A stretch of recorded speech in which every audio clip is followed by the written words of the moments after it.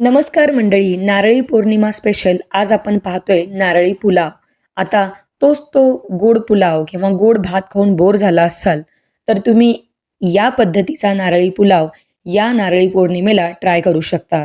हा पुलाव बनवायचा कसा यासाठी काही तामझाम नाही, अगदी पटकन होतो असा पुलाव आणि अप्रतिम चवीचा होतो. यामध्ये कांदा, लसूण, टोमॅटो काहीही वापरणार नाही, अगदी बेसिक मसाले वापरून हा पुलाव बनवायचा आहे. तर त्याकरिता आपण 1 वाटी बासमती तांदूळ घेतला आहे. बासमती तांदूळऐवजी आंबेमोहोर तांदूळ, इंद्रायणी तांदूळ किंवा रोजच्या वापरातला वापरला तरी चालेल. बासमती तांदूळ दिसण्यास छान दिसतो आणि त्याला स्वतःचाच एक सुवास असतो. म्हणून हा पुलाव अरोमॅटिक बनवण्यासाठी आपण बासमती तांदळाचा वापर केला आहे. पण तुमच्याकडे नसतील बासमती तांदूळ तर तुम्ही कुठलाही वापरू शकता. तांदूळ स्वच्छ पाण्याने धुवून 15 मिनिटासाठी पाण्यात भिजत ठेवला आहे. आता 15 मिनिटानंतर आपण पुलाव बनवतोय. हंडीमध्ये आपण 2 ते 3 चमचे साजूक तूप गरम केले. त्यानंतर हिंग, 1 छोटा चमचा मोहरी आणि त्यानंतर कढीपत्ता ॲड केलेला आहे. 2 लाल सुक्या मिरचीचे तुकडे वापरलेत आणि 2 हिरव्या मिरचीचे तुकडे. दोन्हीपैकी एक वापरलं तरी चालेल, पण दोन्ही वापरलात की कलर आणि त्याचा जो काही तिखटपणा आहे तो प्रॉपर येतो. इथे आपण साधारणतः 1 चमचा उडदाची डाळ आणि 1 मोठा चमचाभर चना डाळ आहे.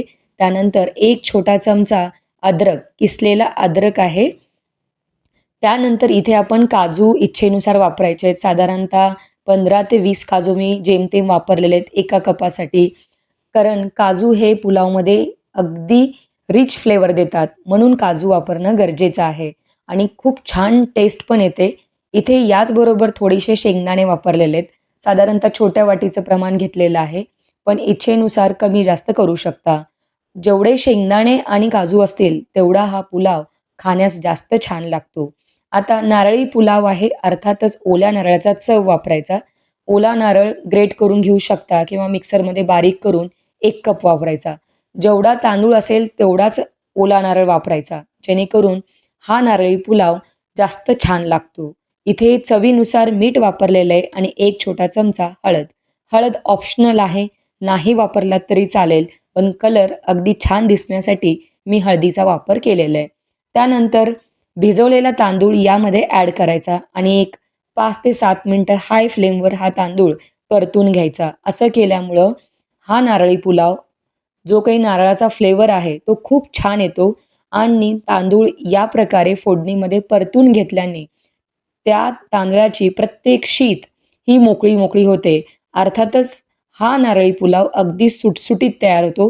कुठेही या पुलावचा गिजगा होत नाही किंवा पुलाव असा स्मॅशी होत नाही. त्यानंतर इथे आपण गरम पाणी वापरायचे. साधारणतः 1 वाटी तांदळाकरिता 2 वाटी पाणी वापरा. जर तुम्ही हा पुलाव कुकरमध्ये बनवत असाल तर तिथे 1.5 कप पाणी वापरा, म्हणजे अर्धा कप पाणी कमी वापरायचं.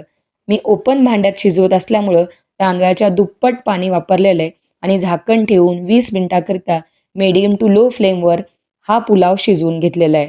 पूर्ण पुलाव तयार झाल्यानंतर यामध्ये बारीक चिरलेली कोथिंबीर आणि 1 ते 2 चमचे साजूक तूप ॲड करायचं आहे.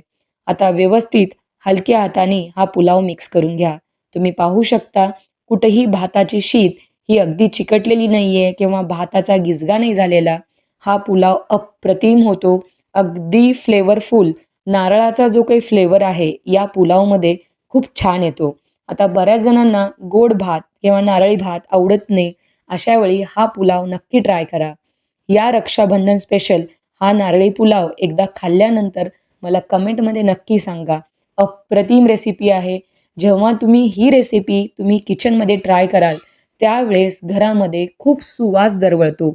अतिशय टेस्टी हा पुलाव तयार होतो आणि बनवायला खूप सोपं आहे.